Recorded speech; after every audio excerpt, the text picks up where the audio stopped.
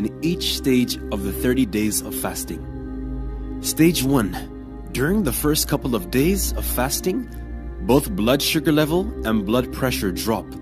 The body starts the cleansing process, and the first few days are the hardest as they are usually accompanied with headaches, dizziness, nausea, and intense hunger. Stage 2. During the second stage, the body becomes accustomed to the fasting schedule and the digestive system is able to rest.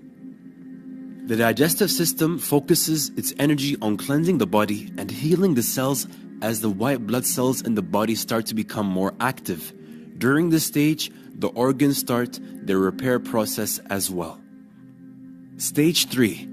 By the third stage, energy levels will have increased, your mind is able to concentrate better, and an overall feeling of wellness overtakes you.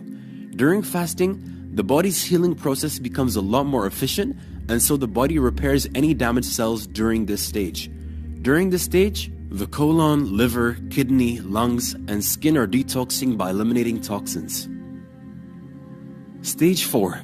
During the last 10 days of fasting in Ramadan, the body has become accustomed to the fasting process.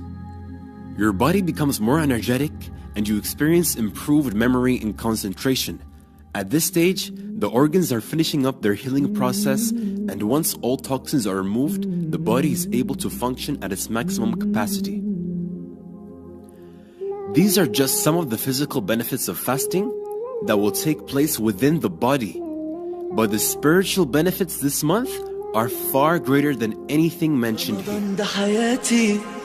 شمعة لمماتي يا رب دعاتي تقبلها عطول رمضان ده رحمة من ربنا نعمة.